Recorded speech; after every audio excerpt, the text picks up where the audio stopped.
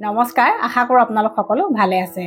প্ৰাকৃতিক উপায়েৰে যদি স্বাস্থ্যৱান আৰু নিৰোগী হৈ থাকিব খোজে তেন্তে আজিৰ ভিডিঅ'টো চাব, কাৰণ আজিৰ ভিডিঅ'টোত এনেকুৱা 9বিধ বিশেষ খাদ্যৰ কথা জনাম যিকেইবিধ খালে ভিটামিন আৰু দৰৱখিনি নেখালেও হ'ল, কাৰণ খাদ্যকেইবিধে আমাক বহু ৰোগৰ পৰা ৰক্ষা কৰে। এই খাদ্যকেইবিধ কি কি, আমাৰ কাৰণে কিয় আৰু কিমান উপকাৰী, এই সকলোবিলাক কথা আজি জনাম, যিবোৰ আপোনালোকেও জনাটো দৰকাৰ। গতিকে আমাক স্বাস্থ্যৱান আৰু নিৰোগী কৰি ৰখা প্ৰথমবিধ খাদ্য কি সেই বিষয়ে জানি লওঁ আহক। প্ৰথমবিধ খাদ্য হৈছে এণ্টিঅক্সিডেণ্টযুক্ত খাদ্য। এণ্টিঅক্সিডেণ্ট কি আৰু আমাৰ কাৰণে কিয় উপকাৰী? এণ্টিঅক্সিডেণ্ট হৈছে আমি খোৱা খাদ্যত থকা কিছুমান বিশেষ উপাদান যিয়ে ফ্ৰী ৰেডিকেলৰ ক্ষতিকাৰক প্ৰভাৱৰ পৰা আমাৰ দেহটোক ৰক্ষা কৰে। আমাৰ দেহত কিছুমান বিপাকীয় ক্ৰিয়া বা কেমিকেল ৰিয়েকশ্যন হৈ থাকে যিবোৰত ফ্ৰী ৰেডিকেলৰ উৎপাদন হয়, আৰু কেতিয়াবা কিছুমান এনভাইৰনমেণ্টেল ফেক্টৰেও ফ্ৰী ৰেডিকেলৰ দৰে কাম কৰে। আৰু আমাৰ দেহত যেতিয়া এই ফ্ৰী ৰেডিকেলৰ উৎপাদনটো বেছি হয় তেতিয়া আমাৰ দেহত নানা ধৰণৰ সমস্যা হ'ব পাৰে, যেনে স্কিন এজিং সোনকালে হ'ব পাৰে, অৰ্থাৎ মুখত সোনকালে বয়সৰ চাপ পৰিব পাৰে, চুলি পকিব পাৰে, চুলি সৰিব পাৰে, কিছুমানৰ হাৰ্টৰ সমস্যা হ'ব পাৰে, কিছুমানৰ ডায়েবেটিছ, আৰ্থ্ৰাইটিছ, কেঞ্চাৰ আদিৰ দৰে সমস্যাও হ'ব পাৰে। কিন্তু এণ্টিঅক্সিডেণ্টযুক্ত খাদ্য আমি যদি ৰেগুলাৰ খোৱাৰ অভ্যাস কৰোঁ তেতিয়া এই সমস্যাবিলাকৰ পৰা আমাক নেচাৰেলি প্ৰটেকশ্যন দিয়ে।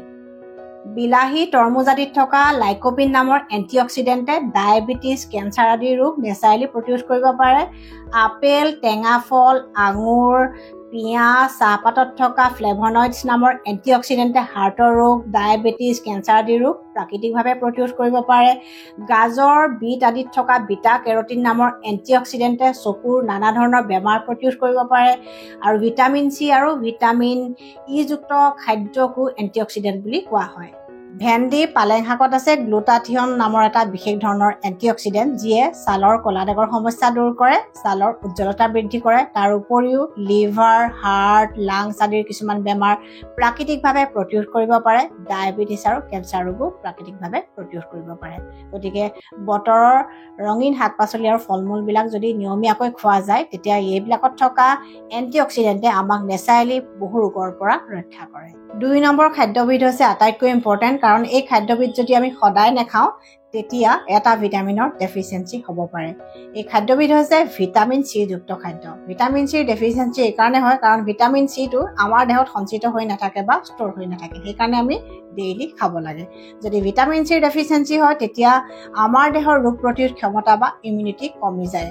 আৰু ভিটামিন চিৰ ডেফিচিয়েঞ্চি হ'লে দাঁত বা দাঁতৰ আলুৰ সমস্যা হয়, যেনে গাম ব্লিডিং বা দাঁতৰ আলুৰ পৰা তেজ ওলোৱাৰ সমস্যাটো ভিটামিন চিৰ ডেফিচিয়েঞ্চিৰ কাৰণে হয়। ঠিক তেনেকৈ ভিটামিন চিৰ ডেফিচিয়েঞ্চি হ'লে ৰক্তহীনতা বা এনিমিয়া হ'ব পাৰে, কাৰণ ভিটামিন চিয়ে আমি খোৱা খাদ্যত থকা আইৰণৰ শোষণত সহায় কৰে। ভিটামিন চিয়ে সৰু সুৰা কটা চিঙা ঘাঁ আদি সোনকালে শুকোৱাত সহায় কৰে, কাৰণ ভিটামিন চিৰ উণ্ড হিলিং প্ৰপাৰ্টিজ আছে। ভিটামিন চিক এণ্টি এজিং ভিটামিন বুলিও কোৱা হয়, কাৰণ আমাৰ স্কিনত থকা কলাজেন নামৰ প্ৰটিনটোৰ উৎপাদনত ই সহায় কৰে, যিয়ে আমাৰ স্কিনখন টাইট কৰি ৰাখে, খুতুৰা পৰিবলৈ নিদিয়ে। আৰু ভিটামিন চিয়ে আমাক UV প্ৰটেকশ্যন দিয়ে, অৰ্থাৎ সূৰ্যৰ ক্ষতিকাৰক আল্ট্ৰাভায়লেট ৰশ্মিৰ প্ৰভাৱৰ পৰা আমাৰ স্কিনখনক বচাই ৰাখে। গতিকে ই আমাৰ স্কিনৰ কাৰণে আটাইতকৈ ভাল ভিটামিন। নেমু টেঙা, মৌচুমী টেঙা, ৰবাব টেঙা, মিৰিকা টেঙা, নগা টেঙা, কমলা টেঙা আদি অসমৰ সকলোবিলাক টেঙা ফল মূলতে প্ৰচুৰ পৰিমাণে ভিটামিন চি পোৱা যায়, আৰু আমলখিতো প্ৰচুৰ পৰিমাণে ভিটামিন চি পোৱা যায়।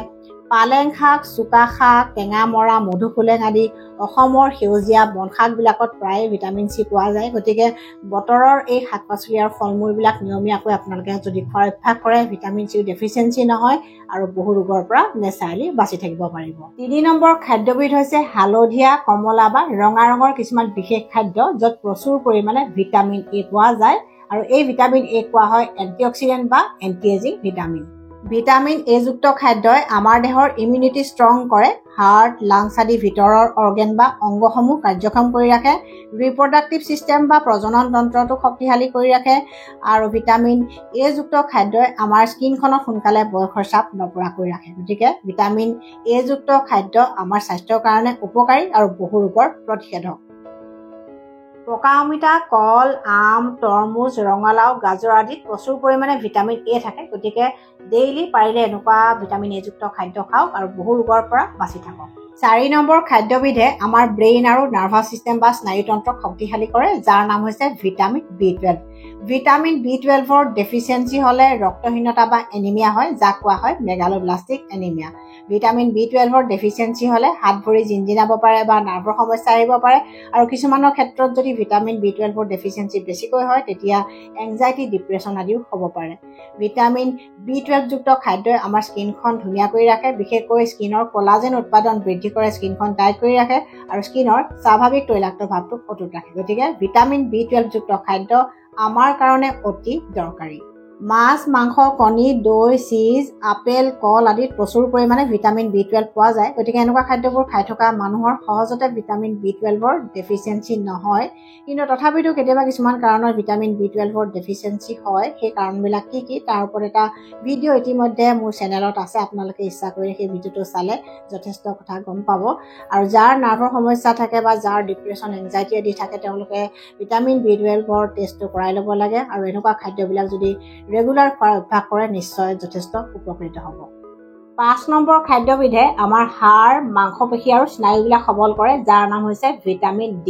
কিন্তু ভিটামিন ডিৰ ডেফিচিয়েঞ্চি আজিকালি প্ৰায়বিলাক মানুহৰে হ'বলৈ ধৰিছে, যাৰ কাৰণে মানুহে নানা ধৰণৰ সমস্যাত ভুগিব লগা হয়। যেনে ভিটামিন ডিৰ যদি ডেফিচিয়েঞ্চি হয় বোন বা জইণ্টৰ কিছুমান সমস্যা হ'ব পাৰে, ফ্ৰেকচাৰ হ'ব পাৰে, আৰ্থ্ৰাইটিছৰ সমস্যা হ'ব পাৰে, অষ্টিঅ'পৰচিছ হ'ব পাৰে, মাচুল বিষ হ'ব পাৰে বা খুব দুৰ্বল বা ভাগৰুৱা অনুভৱ হ'ব পাৰে, বিষবিলাক বেছিকৈ হ'ব পাৰে, বা কিছুমানৰ চুলি সৰা সমস্যা হয়, আৰু কিছুমানৰ মন বেয়া লাগে, ডিপ্ৰেছন হয়, আৰু হাৰ্টৰো নানা ধৰণৰ ট্ৰাবল হ'ব পাৰে।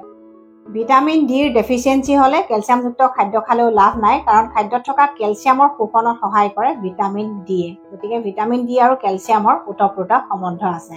ভিটামিন ডিৰ আটাইতকৈ ভাল উৎস হৈছে সূৰ্যৰ পোহৰ বা ছানলাইট। গতিকে আগবেলা আধা ঘণ্টামানকৈ যদি ৰেগুলাৰ ৰ'দত থকা যায় বা ৰ'দত কাম কৰা যায় তেতিয়া সহজতে ভিটামিন ডিৰ ডেফিচিয়েঞ্চি নহয়। ইয়াৰ উপৰিও গাখীৰ, দৈ, চীজ, মাছ, কণীৰ কুহুম, মাছৰুম, কমলা ৰসত প্ৰচুৰ পৰিমাণে ভিটামিন ডি পোৱা যায়। গতিকে এনেকুৱা খাদ্যবোৰ খাই থাকিলেও সহজতে ভিটামিন ডিৰ ডেফিচিয়েঞ্চি নহয়। অৱশ্যে ভিটামিন ডিৰ ডেফিচিয়েঞ্চি হ'লে ডক্তৰক দেখাই লৈ ছাপ্লিমেণ্টটো খাব লগা হ'ব পাৰে। গতিকে ভিটামিন ডি আমাৰ কাৰণে আটাইতকৈ প্ৰয়োজনীয়। 6 নম্বৰ খাদ্যবিধে আমাৰ স্কিন আৰু চুলি নেচাৰেলি ধুনীয়া কৰি ৰাখে, যাৰ নাম হৈছে ভিটামিন ই যুক্ত খাদ্য। ভিটামিন ইক আমাৰ স্কিন আৰু চুলিৰ কাৰণে টনিক বুলি ক'ব পাৰি, কাৰণ এই ভিটামিনটোৱে আমাৰ স্কিন আৰু চুলিৰ স্বাভাৱিক তেলেতীয়া ভাৱটো অটুট ৰাখে, চুলিৰ উজ্জ্বলতা বঢ়ায় আৰু স্কিনৰো উজ্জ্বলতা বঢ়ায়, স্কিন আৰু চুলি নেচাৰেলি ধুনীয়া কৰি ৰাখে। ভিটামিন ই যুক্ত খাদ্য পুৰুষ আৰু মহিলাৰ কাৰণে বিশেষভাৱে উপকাৰী, কাৰণ ভিটামিন ইয়ে পুৰুষ আৰু মহিলাৰ প্ৰজনন তন্ত্ৰ বা ৰিপ্ৰডাক্টিভ চিষ্টেম হেল্ডি ৰাখে, হৰমনবিলাক ঠিকে ৰাখে বা বেলেঞ্চ কৰি ৰাখে। যিসকল মহিলাৰ মাহেকীয়াৰ সময়ত তলপেটৰ বিষ হয় বা যিসকল মহিলাৰ PCODৰ সমস্যা আছে তেওঁলোকৰ কাৰণে ভিটামিন ই খুব উপকাৰী বুলি বিভিন্ন গৱেষণাৰ তথ্যই কয়। আৰু যিসকল পুৰুষৰ স্পাৰ্ম বা শুক্ৰাণুৰ কিছুমান বিসংগতি আছে তেওঁলোকৰ কাৰণেও ভিটামিন ই যুক্ত খাদ্য খুব উপকাৰী। আৰু যিসকল দম্পতীৰ সন্তানহীনতাৰ সমস্যা আছে তেওঁলোকৰ কাৰণে ভিটামিন ই যুক্ত খাদ্য খুব উপকাৰী। ভিটামিন ই যুক্ত খাদ্যই হাৰ্ট ভালে ৰাখে, ব্ৰেইন ফাংচন ভালে ৰাখে, লিভাৰ ভালে ৰাখে, ফেটি লিভাৰ ডিজিজ নামৰ বেমাৰটো প্ৰাকৃতিকভাৱে প্ৰতিৰোধ কৰে। গতিকে দৈনন্দিন খাদ্য তালিকাত ভিটামিন ই যুক্ত খাদ্য ৰাখিলে নিৰোগী হৈ থকাৰ উপৰিও এই বেমাৰবিলাকৰ পৰা আমি নেচাৰেলি বাচি থাকিব পাৰোঁ।